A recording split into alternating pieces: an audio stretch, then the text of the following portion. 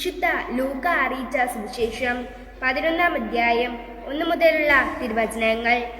അവൻ ഒരിടത്തു പ്രാർത്ഥിച്ചുകൊണ്ടിരിക്കുകയായിരുന്നു. പ്രാർത്ഥിച്ചു കഴിഞ്ഞപ്പോൾ ശിഷ്യന്മാരിൽ ഒരുവൻ വന്നു പറഞ്ഞു, കർത്താവേ, യോഹന്നാൻ തന്റെ ശിഷ്യരെ പഠിപ്പിച്ചതുപോലെ ഞങ്ങളെയും പ്രാർത്ഥിക്കാൻ പഠിപ്പിക്കുക. അവൻ അരുളിച്ചെയ്തു, നിങ്ങൾ ഇങ്ങനെ പ്രാർത്ഥിക്കുവിൻ: പിതാവേ, അങ്ങയുടെ നാമം പൂജിതമാകണമേ, അങ്ങയുടെ രാജ്യം വരണമേ, അന്നന്നും വേണ്ടിയ ആഹാരം ഓരോ ദിവസവും ഞങ്ങൾക്ക് നൽകണമേ.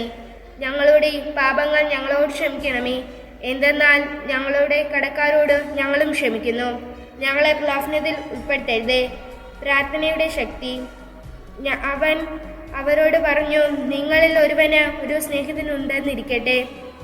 അർദ്ധരാത്രി അവൻ്റെ അടുത്തു ചെന്ന് അവൻ പറയുന്നു, സ്നേഹിത, എനിക്ക് 3 അപ്പം വായ്പ തരിക.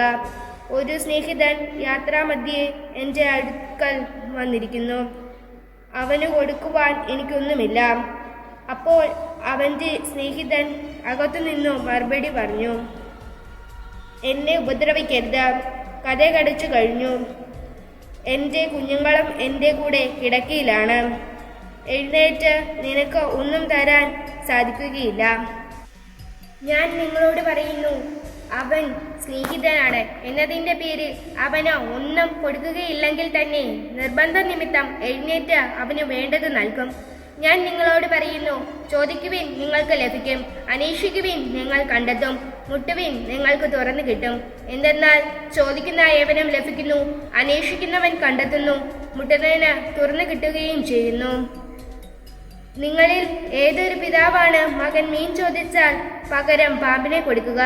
മുട്ട ചോദിച്ചാൽ പകരം തേളിനെ കൊടുക്കുക? മക്കൾക്കു നല്ല ദാനങ്ങൾ നൽകാൻ ദുഷ്ടരായ നിങ്ങൾക്ക് അറിയാമെങ്കിൽ സ്വർഗ്ഗസ്ഥനായ പിതാവ് തന്നോട് ചോദിക്കുന്നവർക്ക് എത്ര അധികമായി പരിശുദ്ധാത്മാവിനെ നൽകുകയില്ല. യേശുവും ബേൽസബൂലും. അവൻ ഊമനായ ഒരു പിശാചിനെ ബഹിഷ്കരിക്കുകയായിരുന്നു. പിശാച് പുറത്തുപോയപ്പോൾ ആ ഊമൻ സംസാരിച്ചു. ജനങ്ങൾ അത്ഭുതപ്പെട്ടു. ചിലർ പറഞ്ഞു, അവൻ പിശാചുക്കളുടെ തലവനായ ബേൽസബൂലിനെ കൊണ്ടാണ് പിശാചുക്കളെ ബഹിഷ്കരിക്കുന്നത്. വേറെ ചിലർ അവനെ പരീക്ഷിക്കുവാൻ സ്വർഗത്തിൽ നിന്ന് ഒരടയാളം അവനോട് ആവശ്യപ്പെട്ടു.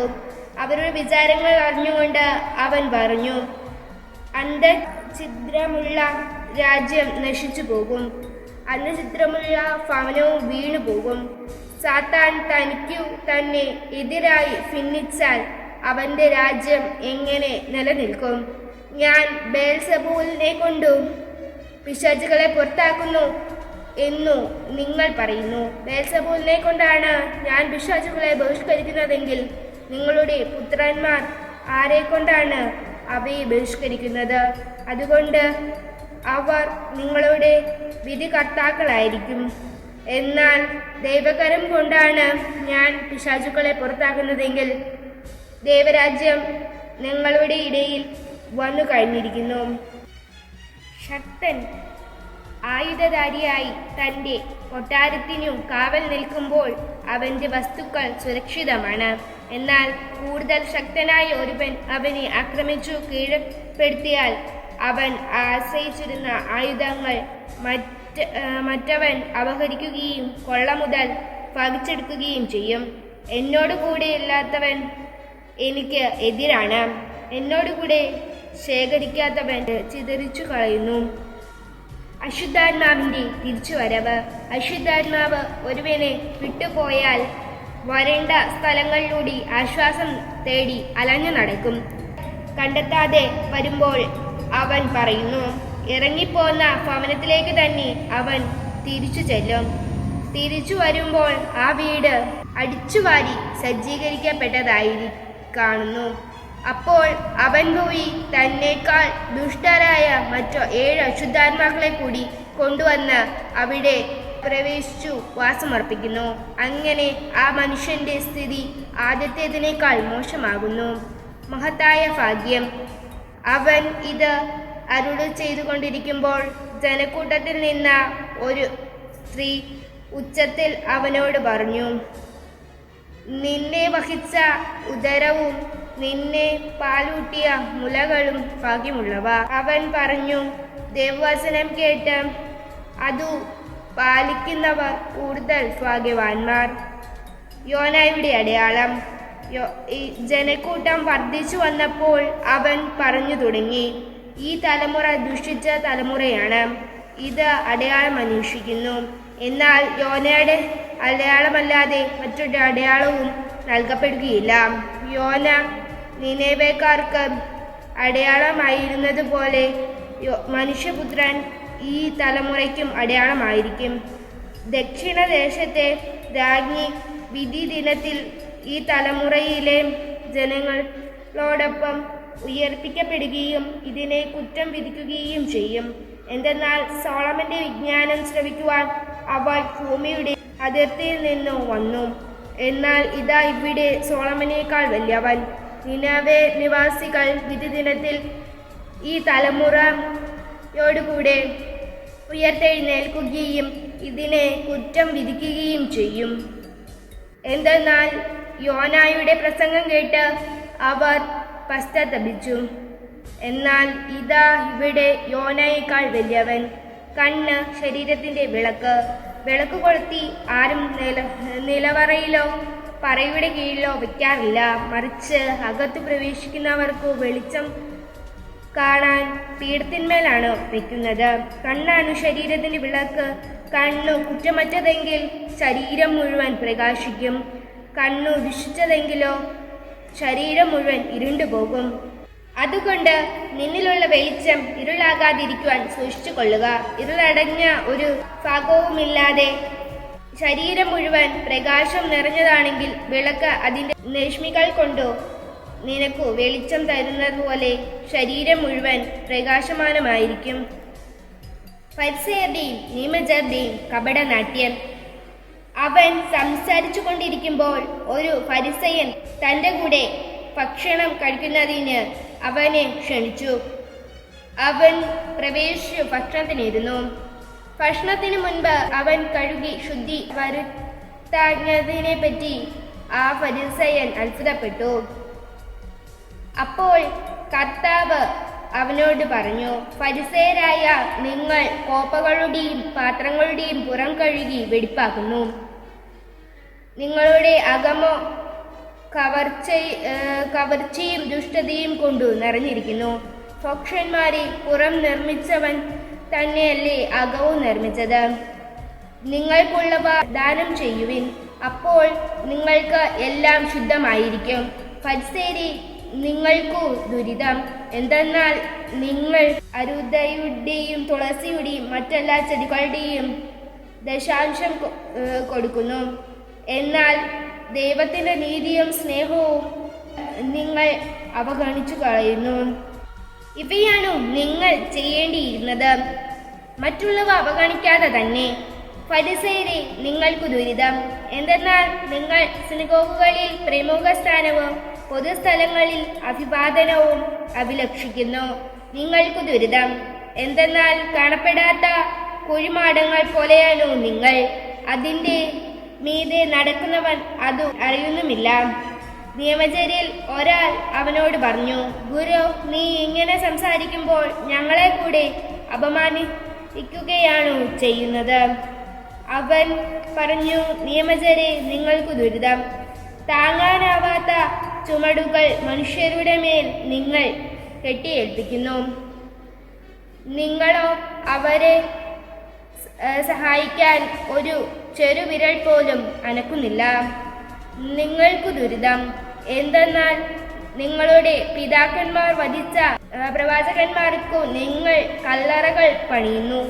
അങ്ങനെ നിങ്ങളുടെ പിതാക്കന്മാരുടെ പ്രവൃത്തികൾക്ക് നിങ്ങൾ സാക്ഷ്യവും അംഗീകാരവും നൽകുന്നു. എന്തെന്നാൽ അവർ അവരെ കൊന്നു, നിങ്ങളോ അവർക്കു കല്ലറകൾ പണിയുന്നു. അതുകൊണ്ടാണ് ദൈവത്തിൻ്റെ ജ്ഞാനം ഇങ്ങനെ പറഞ്ഞിരിക്കുന്നത്, ഞാൻ അവരുടെ അടുത്തേക്ക് പ്രവാചകന്മാരെയും അപ്പസ്തോലന്മാരെയും അയക്കും. അവരിൽ ചിലരെ അവർ പീഡിപ്പിക്കുകയും കൊല്ലുകയും ചെയ്യും. ലോകാരംഭം മുതൽ ചൊരിയപ്പെട്ടിട്ടുള്ള സകല പ്രവാചകന്മാരുടെയും രക്തത്തിന് ആബേൽ മുതൽ ബലിപീഠത്തിനും വിശുദ്ധ സ്ഥലത്തിനും മധ്യേ വെച്ചു കൊല്ലപ്പെട്ട സക്രിയായ വരെയുള്ള രക്തത്തിന് ഈ തലമുറ ഉത്തരം പറയേണ്ടി വരും. അതെ, ഞാൻ പറയുന്നു, ഈ തലമുറയോട് അത് ആവശ്യപ്പെടും.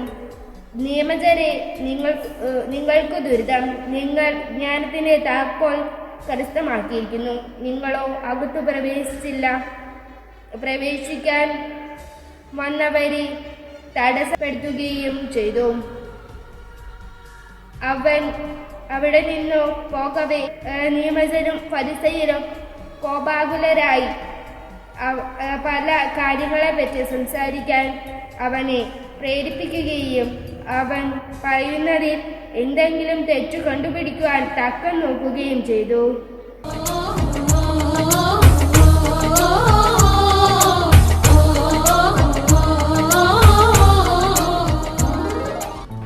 വിശുദ്ധ ലൂക്ക അറിയിച്ച സുവിശേഷം 12-ാം അധ്യായം 1 മുതലുള്ള തിരുവചനങ്ങൾ.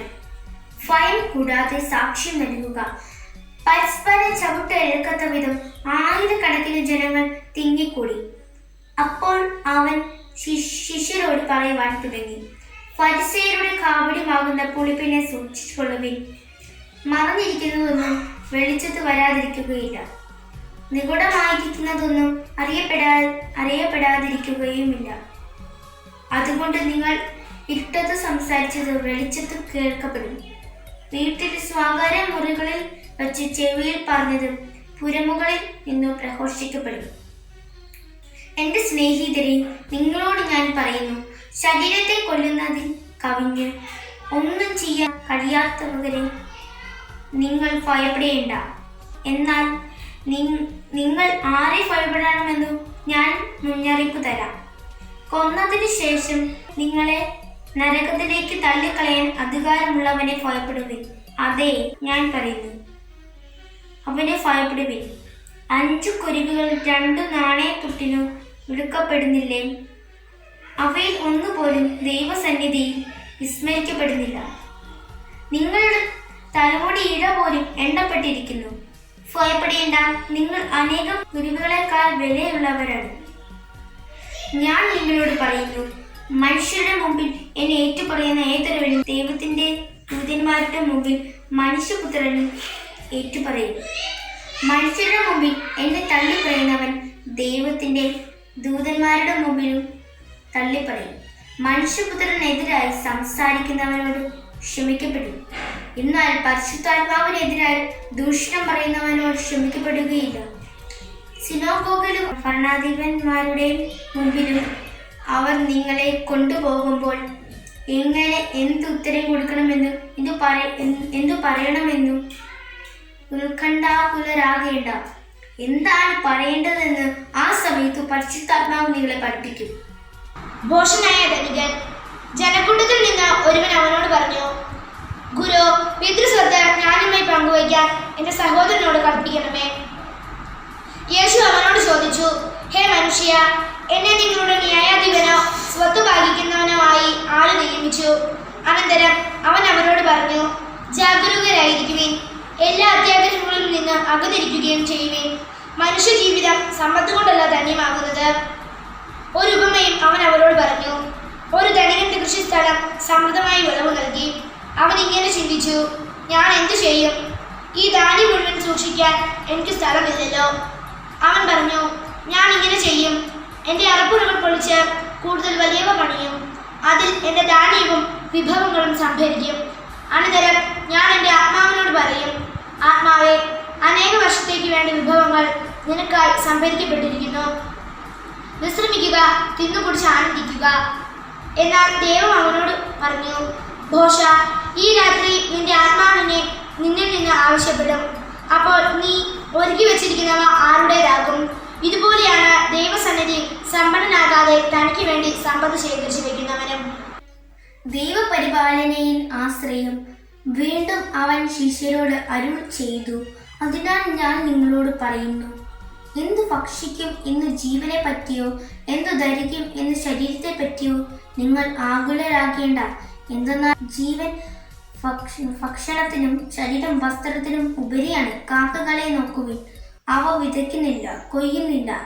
അവയ്ക്ക് കലവറയോ കളപ്പുരയോ ഇല്ല. എങ്കിലും ദൈവം അവയെ പോറ്റുന്നു. പക്ഷികളെക്കാൾ എത്രയോ വിലപ്പെട്ടവരാണ് നിങ്ങൾ. ആകുലരാകുന്നത് കൊണ്ട് ആയുസ്സിന്റെ ദൈർഘ്യം ഒരു മുഴം കൂടി നീട്ടാൻ നിങ്ങളിൽ ആർക്ക് സാധിക്കും? ഏറ്റവും നിസ്സാരമായ ഇതുപോലെ ചെയ്യാൻ നിങ്ങൾക്ക് കഴിവില്ലെങ്കിൽ മറ്റുള്ളവയെ പറ്റി ആകുലരാകുന്നത് എന്തിന്? ഇല്ലുകളെ നോക്കുവിൻ, അവ നൂൽ നൂൽക്കുകയോ വസ്ത്രം നെയ്യുകയോ ചെയ്യുന്നില്ലല്ലോ. എങ്കിലും ഞാൻ നിങ്ങളോട് പറയുന്നു, സോളോമൻ പോലും അവന്റെ സർവമഹത്വത്തിലും അവയിൽ ഒന്നിനെ പോലെ അലങ്കൃതനായിരുന്നില്ല. ഇന്നുള്ളതും നാളെ തീയിൽ എറിയപ്പെടുന്നതുമായ വയലിലെ പുല്ലിനെ ദൈവം ഇത്രമാത്രം അണിയിക്കുന്നെങ്കിൽ അല്പവിശ്വാസികളെ, നിങ്ങളെ എത്രയധികം അണിയിക്കുകയില്ല. എന്തു തിന്നുമെന്നോ എന്തു കുടിക്കുമെന്നോ അന്വേഷിക്കേണ്ട, ആകുല ചിത്തരാവുകയും വേണ്ട. ഈ ലോകത്തിന്റെ ജനതകളാണ് ഇതെല്ലാം അന്വേഷിക്കുന്നത്. നിങ്ങൾക്ക് ഇതെല്ലാം ആവശ്യമാണെന്ന് നിങ്ങളുടെ പിതാവിനെ അറിയാം. നിങ്ങൾ അവിടുത്തെ രാജ്യം അന്വേഷിക്കുവിൻ, ഇവയെല്ലാം അതോടൊപ്പം ലഭിക്കും. ചെറിയ യാചകനുമേ, ഭയപ്പെടേണ്ട. എന്തെന്നാൽ നിങ്ങൾക്ക് രാജ്യം നൽകാൻ നിങ്ങളുടെ പിതാവ് പ്രസാദിച്ചിരിക്കുന്നു. നിങ്ങളുടെ സമ്പത്ത് വിറ്റ് ദാനം ചെയ്യുവിൻ. പഴകി പോകാത്ത പണസഞ്ചികളിൽ കരുതി വയ്ക്കുവിൻ. ഒടുങ്ങാത്ത നിക്ഷേപം സ്വർഗത്തിൽ സംഭരിച്ചു വയ്ക്കുവിൻ. അവിടെ കള്ളന്മാർ കടന്നു വരികയോ ചിതൽ നശിപ്പിക്കുകയോ ഇല്ല. നിന്റെ നിക്ഷേപം എവിടെയോ അവിടെ നിന്റെ ഹൃദയവും. സദാ ജാഗരൂകരായി ഭൃത്യന്മാർ, നിങ്ങൾ അരമുറുക്കിയും വിളക്ക് കത്തിച്ചു ഇരിക്കുവിൻ. തങ്ങളുടെ യജമാനൻ കല്യാണ വിരുന്ന് കഴിഞ്ഞ് മടങ്ങി വന്ന് മുട്ടുന്ന ഉടനെ തുറന്നു കൊടുക്കുവാൻ അവന്റെ വരവും കാത്തിരിക്കുന്നവരെ പോലെ ആയിരിക്കുവിൻ. യജമാനൻ വരുമ്പോൾ ഉണർന്നിരിക്കുന്നവരായി കാണുന്ന ഭൃത്യന്മാർ ഭാഗ്യവുമാണ്. സത്യമായി ഞാൻ നിങ്ങളോട് പറയുന്നു, അവൻ അരമുറുക്കി അവരെ ഭക്ഷണത്തിരുത്തുകയും അടുത്തു ചെന്ന് അവരെ പരിചരിക്കുകയും ചെയ്യും. അവൻ രാത്രിയുടെ 2-ാം യാമത്തിനോ 3-ാം യാമത്തിനോ വന്നാലും അവരെ ഒരുക്കമുള്ളവരായി കണ്ടാൽ ആ ഭൃത്യന്മാർ ഭാഗ്യവുമാണ്. ഇതറിഞ്ഞുകൊള്ളുവിൻ, കള്ളൻ ഏത് മണിക്കൂറിൽ വരുമെന്ന് ഗൃഹനായകൻ അറിഞ്ഞിരുന്നുവെങ്കിൽ തന്റെ വീട് കുത്തി തുറക്കാൻ അനുവദിക്കുമായിരുന്നില്ല. നിങ്ങളും ഒരുങ്ങിയിരിക്കുവിൻ, എന്തെന്നാൽ പ്രതീക്ഷിക്കാത്ത മണിക്കൂറിലാണ് മനുഷ്യപുത്രൻ വരുന്നത്. പത്രോസ് ചോദിച്ചു, കർത്താവേ, നീ ഉപമ പറയുന്നത് ഞങ്ങൾക്ക് വേണ്ടിയോ എല്ലാവർക്കും വേണ്ടിയോ? അപ്പോൾ കർത്താവ് പറഞ്ഞു, വീട്ടുജോലിക്കാർക്ക് യഥാസമയം ഭക്ഷണം കൊടുക്കേണ്ടതിന് യജമാനൻ അവരുടെ മേൽ നിയമിക്കുന്ന വിശ്വസ്തനും വിവേകതയുമായ കാര്യസ്ഥൻ ആരാണ്? യജമാനൻ വരുമ്പോൾ ജോലിയിൽ വ്യാപൃതനായി കാണപ്പെടുന്ന ഭൃത്യൻ ഭാഗ്യവുമാണ്. സത്യമായി ഞാൻ നിങ്ങളോട് പറയുന്നു, അവൻ തന്റെ സകല സ്വത്തുക്കളുടെ മേൽ അവനെ നിയമിക്കും. എന്നാൽ ആ ഭൃത്യൻ തന്റെ യജമാനൻ വരാൻ വൈകും എന്നുള്ളിൽ കരുതി യജമാനന്റെ ദാസ്യന്മാരെയും അടിക്കാനും തിന്നുകുടിച്ചു ഉന്മത്തനാകാനും തുടങ്ങിയ പ്രതീക്ഷിക്കാത്ത ദിവസത്തിലും അറിയാത്ത മണിക്കൂറിലും യജമാനൻ വരികയും അവനെ ശിക്ഷിച്ച് അവന്റെ പങ്ക് അവിശ്വാസികളോടുകൂടെ ആക്കുകയും ചെയ്യും. യജമാനന്റെ ഹിതം അറിഞ്ഞിട്ടും അതനുസരിച്ച് പ്രവർത്തിക്കുകയോ അതിന് ഒരുങ്ങുകയോ ചെയ്യാത്ത ഒരു ഭൃത്യൻ കഠിനമായി പ്രഹരിക്കപ്പെടും. എന്നാൽ അറിയാതെയാണ് ഒരുവൻ ശിക്ഷാർഹമായ തെറ്റ് ചെയ്തെങ്കിൽ അവൻ ലഘുവായി പ്രഹരിക്കപ്പെടുകയുള്ളൂ. അധികം ലഭിച്ചവനിൽ നിന്ന് അധികം ആവശ്യപ്പെടും, അധികം ഏൽപ്പിക്കപ്പെട്ടവനോട് അധികം ചോദിക്കും. സമാധാനമല്ല ഭിന്നതകൾ. ഭൂമിയിൽ തീയിടാനാണ് ഞാൻ വന്നത്. അത് ഇതിനധികം കത്തിച്ചെടിച്ചിരുന്നെങ്കിൽ എനിക്കൊരു സ്നാനം സ്വീകരിക്കാനുണ്ട്. അത് നിവൃത്തിയാക്കുവോളം ഞാൻ എത്ര ഞെരുങ്ങുന്നു. ഭൂമിയിൽ സമാധാനം നൽകാനാണ് ഞാൻ വന്നിരിക്കുന്നതെന്നു നിങ്ങൾ വിചാരിക്കുന്നവോ? അല്ല, ഭിന്നത എന്നു ഞാൻ നിങ്ങളോട് പറയുന്നു. ഭിന്നിച്ചിരിക്കുന്ന 5 പേർ ഇനിമേൽ ഒരു വീട്ടിലുണ്ടായിരിക്കും. 3 പേർ 2 പേർക്കെതിരായും 2 പേർ 3 പേർക്കെതിരായും ഭിന്നിച്ചിരിക്കും. പിതാവ് പുത്രനും പുത്രൻ പിതാവിനും എതിരായും, അമ്മ മകൾക്കും മകൾ അമ്മയ്ക്കും എതിരായും, അമ്മായിയമ്മ മരുമകൾക്കും മരുമകൾ അമ്മായിയമ്മയ്ക്കും എതിരായും ഭിന്നിക്കും. കാലത്തിലെ അടയാളങ്ങൾ വിവേചിക്കുവിൻ. അവൻ ജനക്കൂട്ടത്തോട് പറഞ്ഞു, പടിഞ്ഞാറ് മേഘം ഉയർന്നത് കണ്ടാൽ മഴ വരുന്നു എന്ന് നിങ്ങൾ പറയുന്നു, അങ്ങനെ സംഭവിക്കുകയും ചെയ്യുന്നു. തെക്കൻ കാറ്റടിക്കുമ്പോൾ അത്യുഷ്ണം ഉണ്ടാകും എന്ന് നിങ്ങൾ പറയുന്നു, അത് സംഭവിക്കുന്നു. കപടനാട്യക്കാരെ ഭൂമിയുടെയും ആകാശത്തിന്റെയും ഭാവഭേദം വ്യാഖ്യാനിക്കാൻ നിങ്ങൾക്കറിയാം. എന്നാൽ ഈ കാലത്തെ വ്യാഖ്യാനിക്കാൻ നിങ്ങൾക്കറിയാത്തത് എന്തുകൊണ്ട് നിങ്ങൾ ശരിയായി വിധിക്കുന്നില്ല? നീ നിന്റെ ശത്രുവിനോട് കൂടി അധികാരിയുടെ അടുത്തേക്ക് പോകുമ്പോൾ വഴിയിൽ വച്ച് തന്നെ അവനുമായി രമ്യതപ്പെട്ടു കൊള്ളുക. അല്ലെങ്കിൽ അവൻ നിന്നെ ന്യായാധിപന്റെ അടുത്തേക്ക് കൊണ്ടുപോവുകയും ന്യായാധിപൻ നിന്നെ കാരാഗൃഹപാലകനെ ഏൽപ്പിക്കുകയും അവൻ നിന്നെ തടവിലാക്കുകയും ചെയ്യും. അവസാനത്തെ തുട്ടുവരെ കൊടുക്കാതെ നീ അവിടെ നിന്ന് പുറത്തു വരികയില്ല എന്ന് ഞാൻ നിങ്ങളോട് പറയുന്നു. സ്നേഹമായി ഒഴുകും ശാന്തി നൽകും ജീവനായി തീരും നിൻ തിരുവചനം. സ്നേഹമായി ഒഴുകും ശാന്തി നൽകും ജീവനായി തീരും നിൻ തിരുവചനം.